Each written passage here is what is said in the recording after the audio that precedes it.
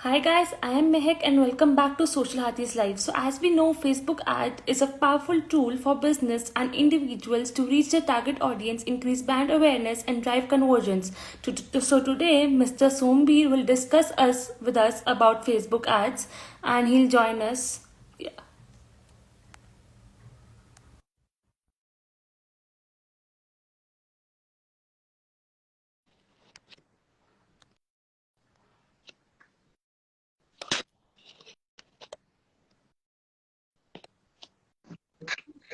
Hello, Matt. How are you? Hi, how are you? I'm fine. So Thank you for inviting me to today live about Facebook ads and everything. yeah, we are So I hope you will get everything you want to learn from me. yeah, for sure. So please introduce yourself to our audience. Yeah, my name is Sombir. I basically belong from Haryana. In education, I have completed my BTech in civil engineering. After that, because I have interest in social media marketing and everything, so I prefer my career in digital marketing. So I am now working in Pesarafi and I am in performance marketing and social media marketing. Yeah, that's great. So let's start today's discussion. Yeah, So like exactly Facebook ad. Facebook ads are like when we run any campaign on the platform of Facebook. So Facebook allow their users to come in the behind of the presence of the target audience, like on basis of their interest, behavior, what they like. जैसे Facebook की खुद के internal काफी सारे platform है, जैसे Instagram है, WhatsApp है, चैट्स बोट्स मैसेंजर है। तो वो अलग अलग प्लेटफॉर्म पे आप जैसे उसको टारगेट करोगे तो वो उसके बिहाफ पे ऑडियंस को वहाँ पे आपकी एड रिप्रेजेंट करता है।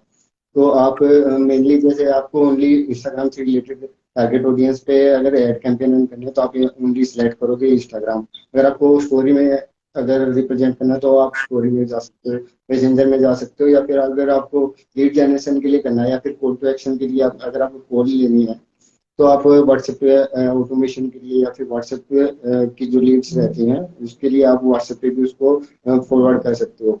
तो वहां से भी आपकी जो लीड जनरेट हो जाते हैं, तो जो इंटीग्रेटेड जितने भी इंस्टाग्राम के, फेसबुक के, व्हाट्सएप के, मैसेंजर के इंटीग्रेटेड रहता है, तो वो कंप्लीटली मिलके एक पूरा कैंपेन आपका रन हो जाता है अगर आप वहाँ पे मतलब उसको पूरा डिस्प्ले मार्केटिंग में एड रन कैंपेन करते हो। Okay. So like are there types of Facebook ad या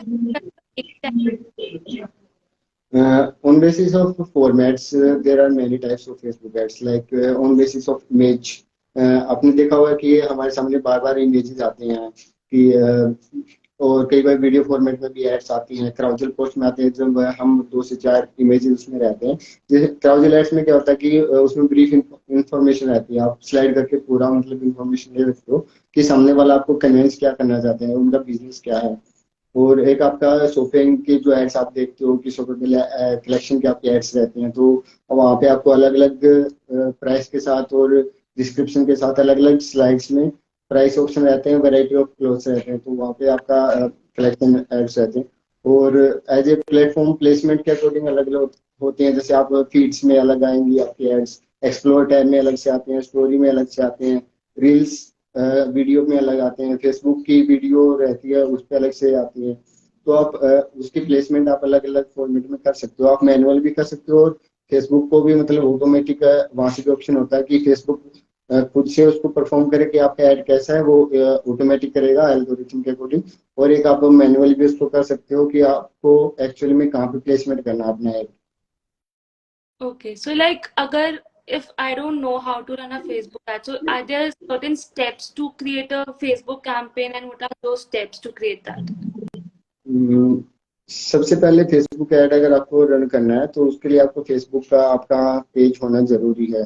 जब आपका फेसबुक का पेज क्रिएट होगा उसके बाद आपकी जो है ऐड अकाउंट की आईडी बन जाती है, फेसबुक ऐड अकाउंट। तो आप ऐड मैनेजर में जाओगे, तो ऐड मैनेजर में जाके आपको क्रिएट करने का ऑप्शन आता है। तो जैसे हम आपका पहले पेज होता है, तो पेज में क्योंकि इंस्टाग्राम और फेसबुक ऐसा होता है कि अगर किसी को नॉलेज नहीं है कि कैसे ऐड रन करते हैं, तो वहाँ पे बूस्ट का आपको ऑप्शन देखा हुआ है कि boost this post Yeah. To get more engagement likes followers. तो बूस्ट का ऑप्शन देता है जिन लोगों को ऐड कैंपेन रन नहीं करनी आती। लेकिन अगर किसी को रन करना है, खुद से रन करना है, तो आप ऐड मैनेजर में जाके क्रिएट करोगे एज ए न्यू कैंपेन, तो कैंपेन का सबसे पहले आपको वहाँ पे क्या नाम सेट करना होगा कि क्या है ये कैंपेन, आप किसके बारे में रन करना चाहते हो। उसके अंदर एक कैंपेन के अंदर आप डिफरेंट एड सेट और एड कैटेगरी बना सकते हो कि मान लो कि मुझे सोशल हाथी के लिए एक एड रन करनी है, लेकिन एड सेट मेरे अलग अलग हो सकते हैं कि मुझे अभी ग्राफिक डिजाइनिंग से रिलेटेड एड कैंपेन बनाना है, या फिर सोशल मीडिया मार्केटिंग से रिलेटेड करना है, या फिर हायरिंग से रिलेटेड करना है। तो अलग अलग एक कैंपेन का अंदर अलग अलग एड सेट हो सकते हैं जिनके अंदर आप अलग अलग टेस्टिंग कर सकते हो ऑडियंस के रिगार्डिंग, उनके बिहेवियर, इंटरेस्ट और एज ग्रुप के अकॉर्डिंग, लोकेशन के अकॉर्डिंग। तो आपको पूरा एड मैनेजर में जब आप जाते हो तो आपको one by one option Facebook आपको पूरा देता है, और वहाँ पे आपको डिस्क्लेमर में भी देता है कि ये आप ऑप्शन ऑन करोगे तो इसके बाद चेंजेस क्या होंगे, आपकी ऑडियंस कितनी होगी, और मतलब आपकी ब्रॉड ऑडियंस होगी, आपका बजट कितना सेलेक्ट करना है, आपका टाइमिंग क्या है, किस डेट को आपको मतलब टारगेट आप कब कब किस किस ऑडियंस को करना चाहते हो, आपकी लोकेशन का क्राइटेरिया कितना कि विद इन 15 किलोमीटर आप अटेंड करना चाहते हो या 40 किलोमीटर, और किस इंटरेस्ट के लोगों को आप वहाँ पे टारगेट करना चाहते हो। Okay. So like you talked about ad manager. So what basically is ad manager? Add manager एक फेसबुक का अपना टूल होता है जहाँ से आप एड कैंपेन रन करते हो।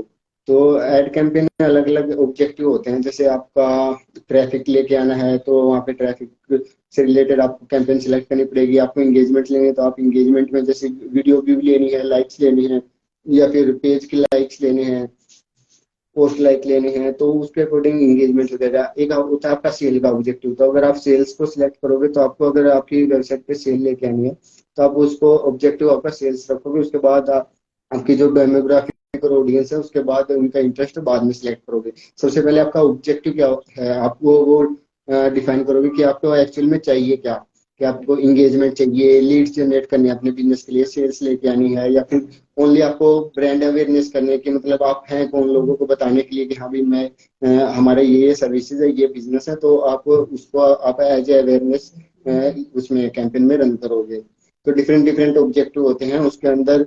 ऑब्जेक्टिव के अंदर हमारे एडसेट्स कम बनते हैं कि हाँ मुझे अभी मान लो कि लीड्स जनरेट करनी है, तो लीड्स के अकॉर्डिंग मुझे किस बिजनेस रिलेटेड चाहिए, तो फिर मैं उनका इंटरेस्ट फाइंड आउट करूंगा, उनका बिहेवियर फाइंड आउट करूंगा, उनकी कैटेगरी, उनकी इनकम कितनी है और किस हाई स्टैंडर्ड में वो रहते हैं और लोकेशन में कैसे हैं।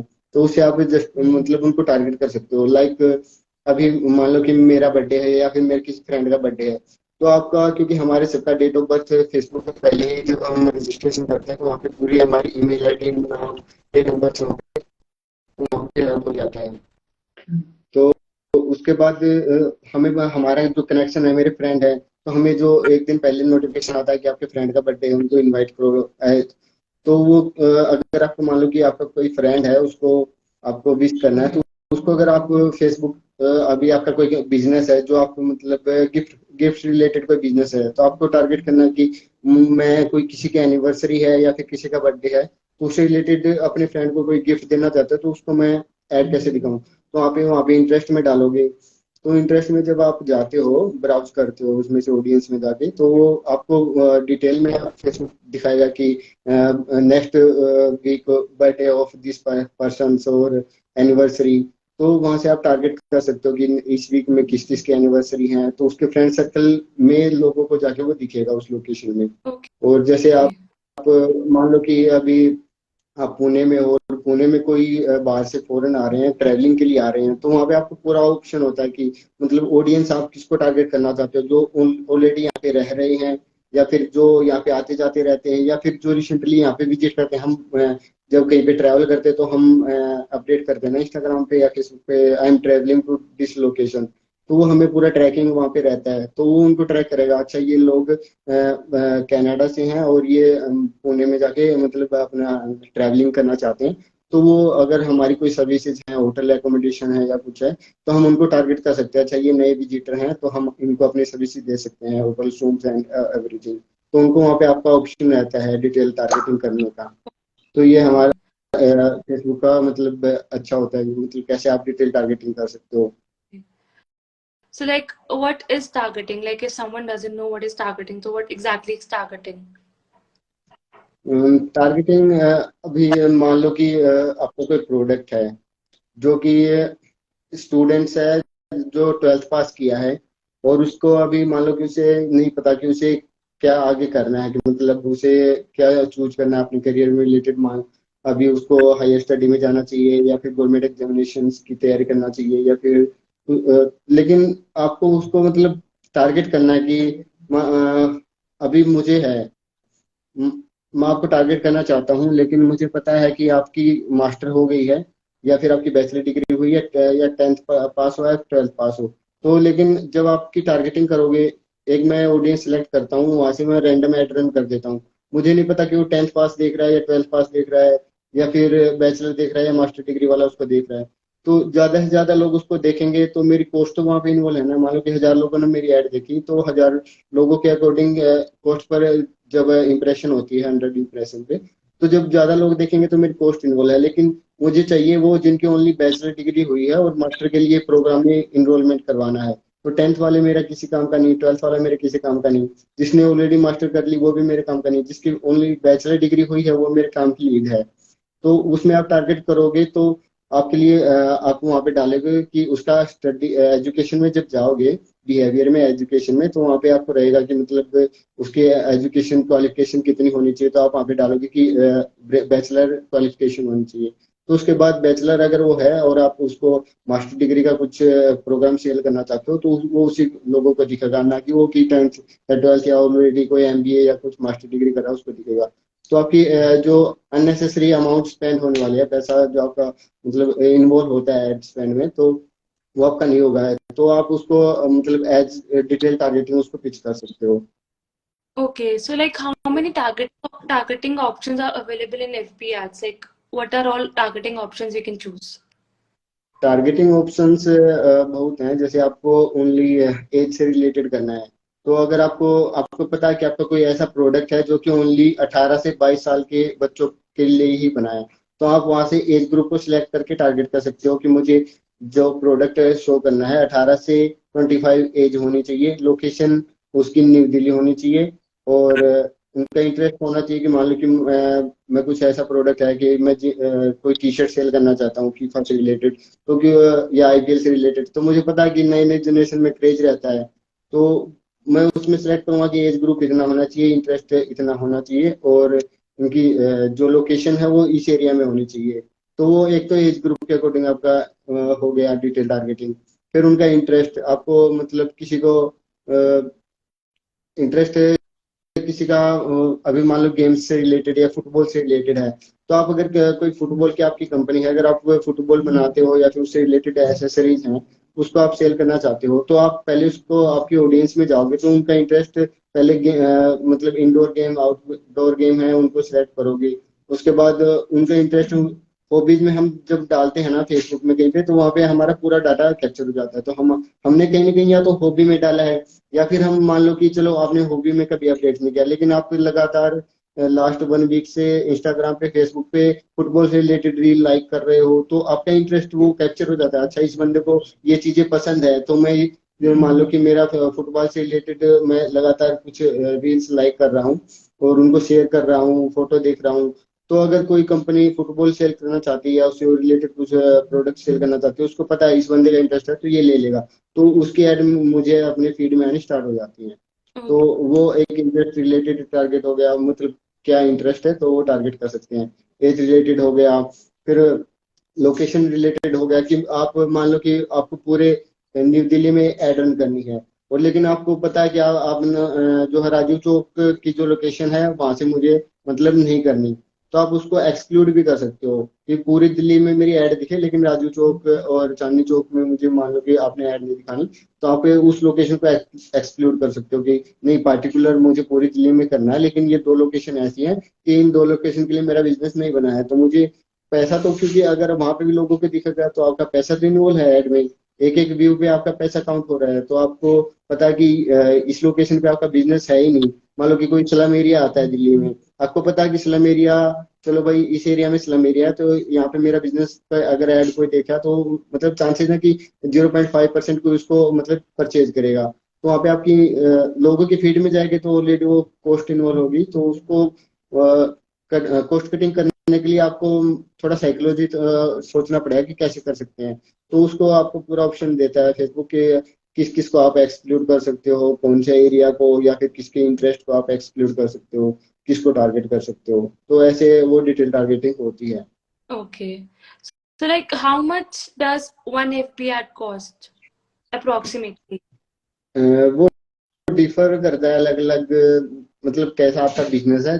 For different type of businesses ad post involve different different parameters. Like lead campaign है आपकी, अगर आपकी कोई बिजनेस है जिसके लिए आप लीड कैंपेन रन कर रहे हो, लेकिन वो लीड कॉस्ट किसकी आपकी, किसी की 15 रुपए कर, किसी की 500 रुपए भी जा सकती है और 2000 रुपए की भी जा सकती है।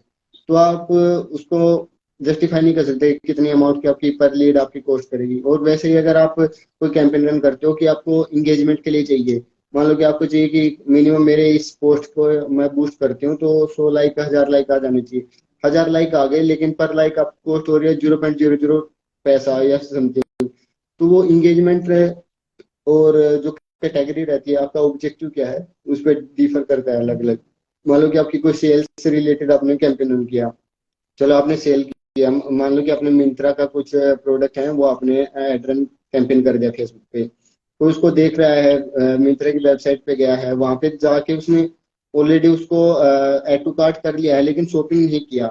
तो आपका इसमें पूरा आपका जो फेसबुक है वो ट्रैक करेगा कि अच्छा इतने लोगों ने देखा है, इतने लोगों ने क्लिक किया, इतने लोगों ने क्लिक करने के बाद वेबसाइट पे गए, और वेबसाइट पे जाने के बाद इतने बंदों ने उसको मतलब पूरा पढ़ा, उसके बारे में डिस्क्रिप्शन पढ़ा है, या फिर उससे सिमिलर प्रोडक्ट देखे हैं, या ऐड टू कार्ट किया है, या फिर फाइनली उसने परचेज कर लिया है। उसका मतलब अगर आपका कन्वर्जन कितना हो रहा है, क्लिक कितने आ रहे हैं, कितने लोगों ने देखा है, तो उस पर आप डिपेंडेंट करके उसका मतलब पूरा बायोडाटा निकाल सकते हो। So, like, what are the best things or best practices we can do while running the Facebook ad? देखो, फेसबुक ऐड रन करने से पहले आपका जो ग्राफिक्स है या फिर वीडियो आप रिप्रेजेंट करना चाहते हो अपने ऐड को, वो सबसे पहले अट्रैक्टिव होना चाहिए, ताकि सामने वाले को कुछ लगे कि हाँ ये कुछ अट्रैक्टिव है, आपका मैसेज कन्विंस होना चाहिए वहाँ पे।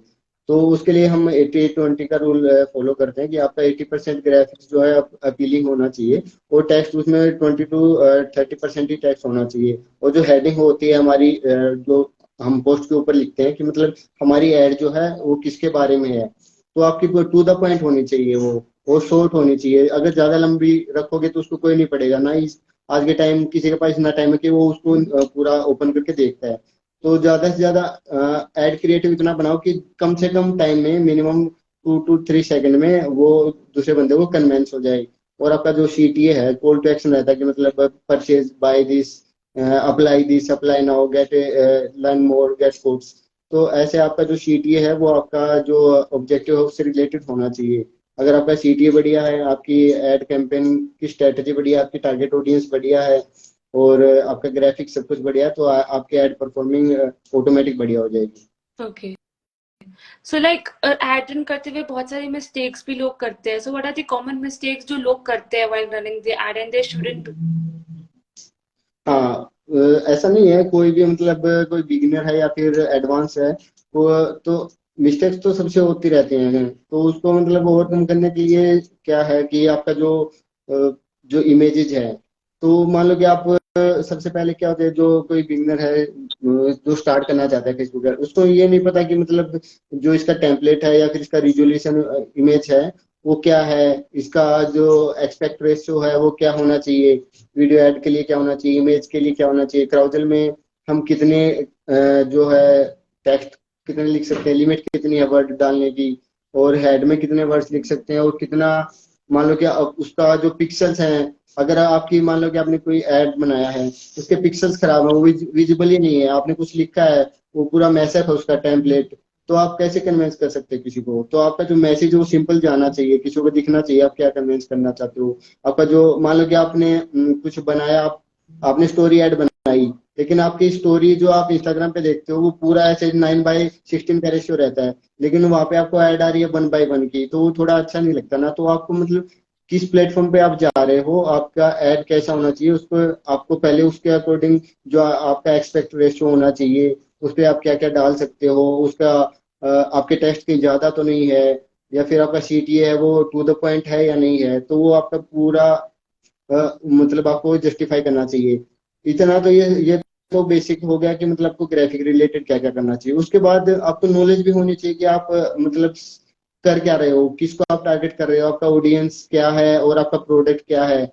अगर आप पहले मार्केट का रिसर्च ही नहीं करोगे तो आपको पता ही नहीं है कि मतलब बाइंग टेंडेंसी किस में है, आप किसको दिखा सकते हो और आपका प्रोडक्ट जो है परचेज करेगा कौन। तो उससे पहले आपको मतलब कंपटीटर एनालिसिस करना पड़ेगा और उससे आप निकालोगे रिजल्ट कि हाँ भाई ये मेरे कंपटीटर हैं, अच्छा ये ऐसा कर रहे हैं तो मैं इनसे बेटर कैसे कर सकता हूँ।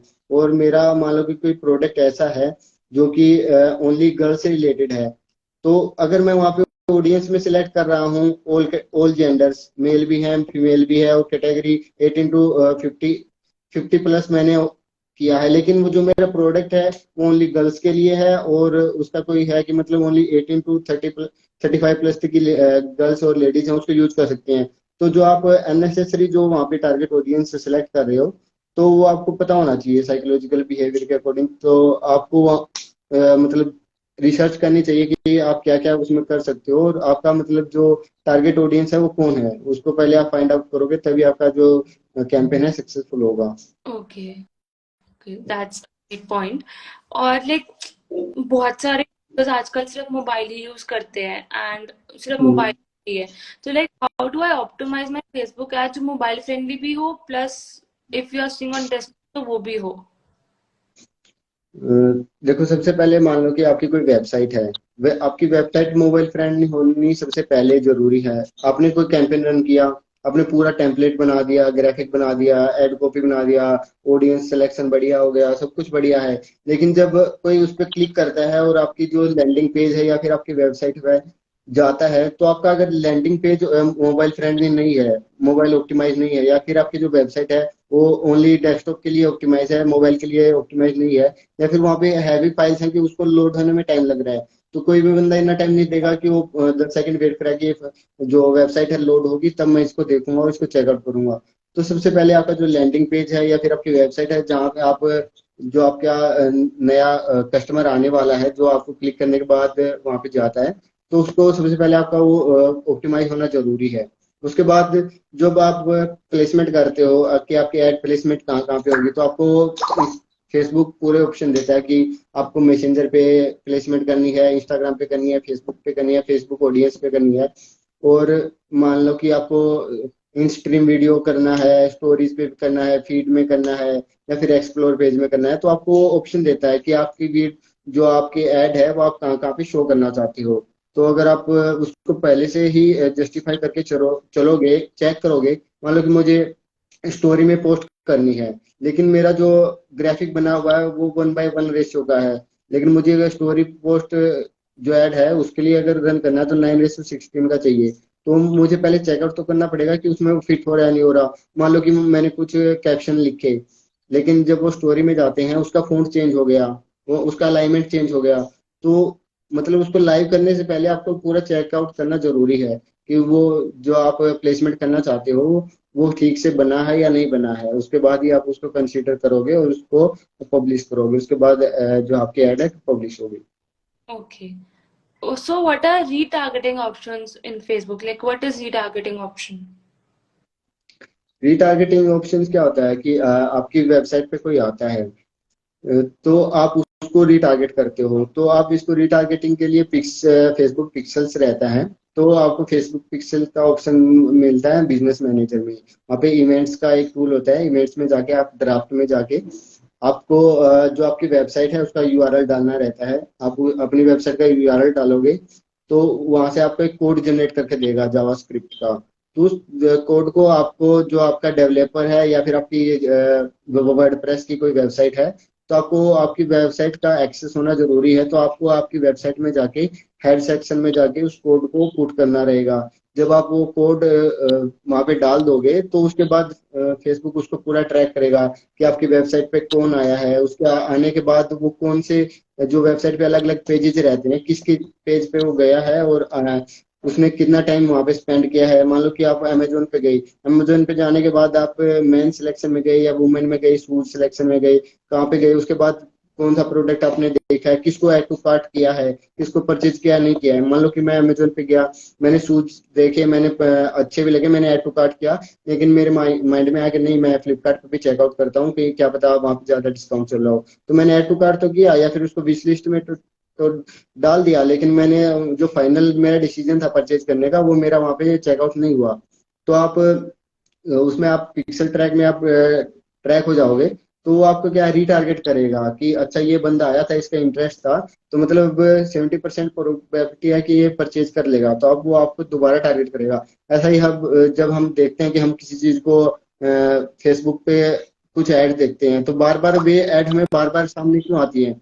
क्योंकि वो हमें ट्रैक कर लेता है, हमारे इंटरेस्ट को ट्रैक कर लेता है कि अच्छा ये बंदा 2 दिन पहले एजीओ पे जाके कपड़े देख रहा था, 2 दिन पहले मिंत्रा पे जाके देख रहा था, तो फेसबुक पे ऑटोमेटिक उन्हीं से रिलेटेड आपको सेम वही ड्रेस आपको फेसबुक फीड में स्टार्ट हो जाएंगे ऐड।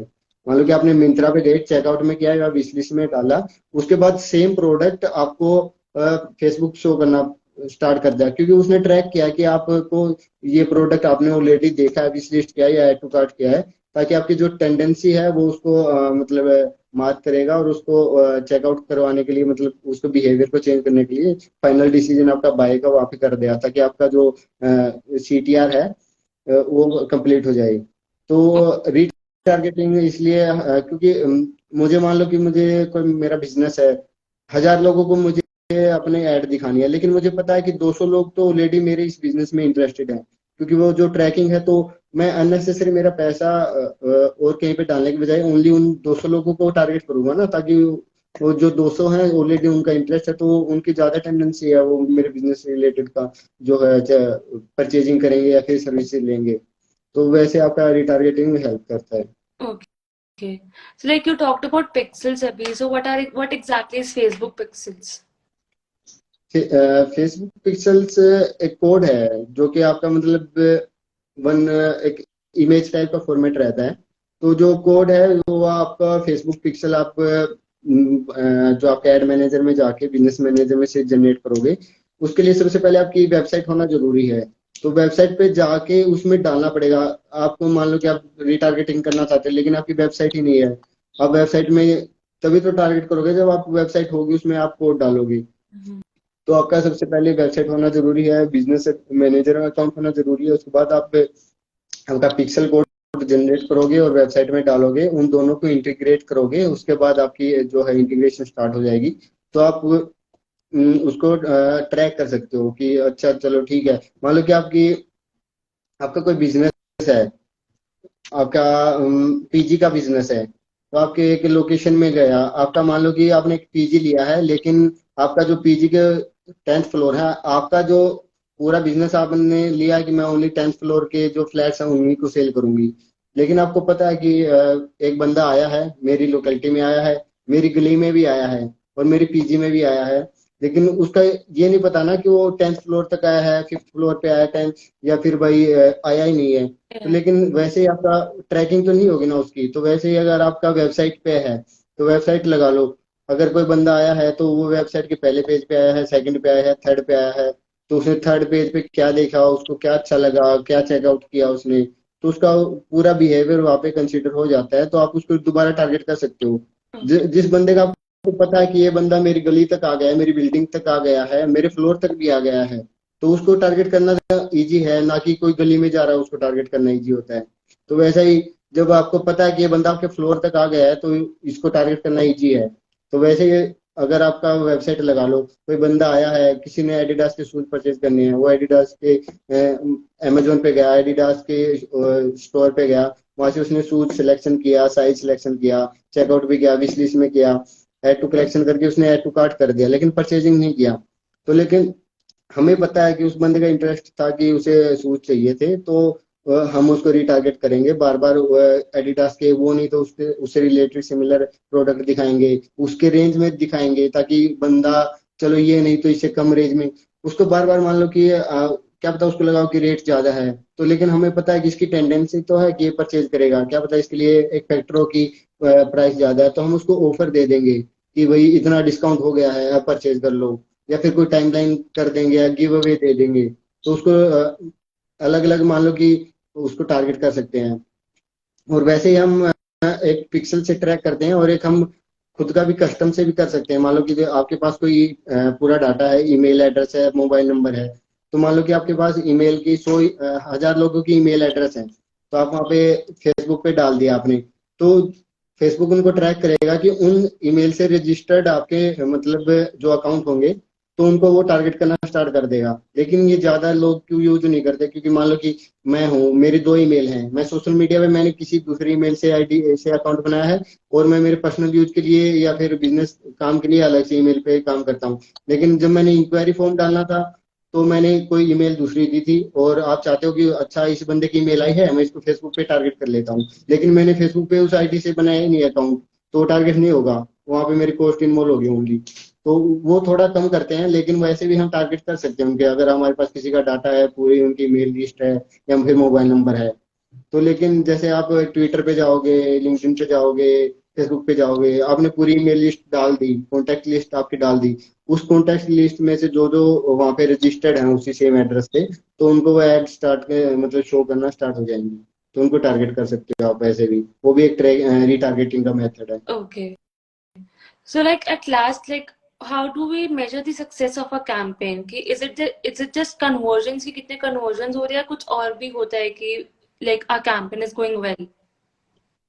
देखो, कैंपेन रन करने के बाद आपको सबसे पहले क्या है, ये नहीं कि आपने कैंपेन रन कर दिया और आप शांति से बैठ गए हो। आपको उसको 1 घंटे 2 घंटे के बाद उसको पूरा ट्रैक करना पड़ेगा कि मतलब अब मेरा कैंपेन सही चल रहा है या नहीं चल रहा, रीच उसकी प्रॉपर जा रही है, इंप्रेशन जा रहे हैं, कितने लोग उस पर क्लिक कर रहे हैं। और आपका उसके बाद जो क्लिक करने के बाद कन्वर्जन कितना है। मान लो कि कोई क्लिक तो कर रहा है, लेकिन उसको फाइनल आप मान लो कि लीड कैंपेन रन कर रहे हो, कोई क्लिक तो कर रहा है लेकिन लीड फॉर्म फिलअप नहीं कर रहा, शॉपिंग ऐड कर रहे हो, कोई क्लिक करके मिंत्रा पे तो गया, उसने देखा तो, लेकिन परचेज नहीं किया, कोई गया उसने चेकआउट तो किया, ऐड टू कार्ट तो किया, लेकिन परचेज नहीं किया। तो डिफर करता है कि मिनिमम हम कंसिडर करते हैं कि अगर 1 to 2% CTR होता है तो वो इनफ होता है फेसबुक एड्स में। Okay. Okay. हाँ, तो उसके लिए अलग अलग आपकी अगर आपकी रीच सही है, सीटीआर सही है, सीपीएम सही है, 1,000 लोगों ने देखा है, तो आपकी कितनी कॉस्ट इन्वॉल्व है। तो आपका थोड़ा साइकोलॉजी और मैथमेटिकल आपका फॉर्मूला आपको पता होना चाहिए कि अच्छा ये मेरा बिजनेस है, ये मेरी लीड्स हैं, तो इस टाइप की लीड के लिए मेरे मार्केट में मतलब अभी कंपटीटर्स ज्यादा हैं, तो मैं इतना 100 रुपए में भी मेरी अगर लीड आती है तो वो मेरे लिए मतलब अच्छा है, तो वो आप उसको सक्सेसफुल एज ए कैंपेन उसको कंसिडर कर सकते हो। मान लो कि आपको पता है कि आप थर्ड पार्टी से वो लीड लोगे, मैं आपसे लीड लेता हूँ कुछ, आप बोलते हो कि मैं 100 बंदों की लीड दूंगा, लेकिन मैं 10,000 रुपये लूंगा। मुझे पता है कि मुझे फेसबुक से कैंपेन कर रहा हूँ, लेकिन मुझे पर हेड 50 रुपये कंसिडर हो रहा है, तो भी मैं, मेरे को पता है कि चलो थर्ड पार्टी से मुझे यहाँ पे अच्छा मिल रहा है, और ऊपर से ये खुद का मेरा जो है डाटा निकाला हुआ है, टारगेटिंग किया हुआ है, तो आपको थोड़ा बिलीव भी होता है कि हाँ ये टारगेटिंग ऑडियंस भी है। क्या पता कोई थर्ड पार्टी आपको ऑडियंस का पूरा डाटा तो दे देगी, आपको क्या पता उसमें से आपके रिलेवेंट हैं या नहीं है। Okay. Okay. So thank you so much for today's session. So if someone has question regarding Facebook ad, you can surely ask him. So I guess there's a question. I'll just read it to you.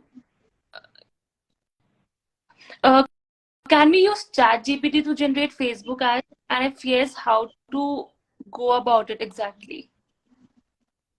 Chat GPT से आप Facebook की run तो नहीं कर सकते, लेकिन वहां से आप मतलब अच्छे अच्छे जो सीटी हैं, क्या क्या आप पोस्ट कॉपी डाल सकते हो, थोड़ा वो मतलब इम्प्रेशन अच्छा जाए।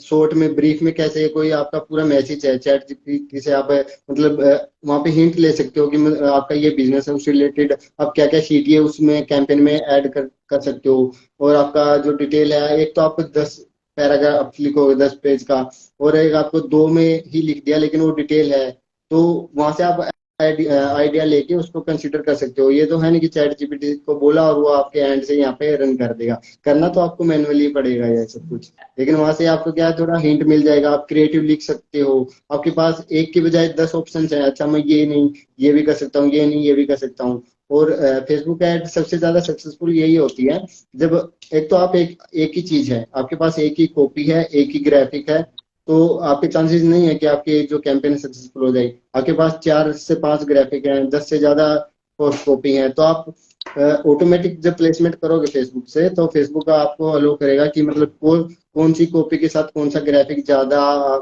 अच्छा जा रहा है, लोग इंटरेक्शन कैसा कर रहे हैं, तो वो उसको ज्यादा रीच और इम्प्रेशन देता है, जिससे ज्यादा सीटीआर जो है अच्छा हो जाता है। Okay. So like I'll see if there is another question. So I don't think so. There is more questions for today. So thank you so much for today's session. It was very informative, and I hope people will learn through it. And we are glad to have you here. Hope to meet you soon and talk about another topic. Okay, thank you for inviting me. Yeah, we are glad to invite you. Thank you so much. Bye. Welcome. Bye.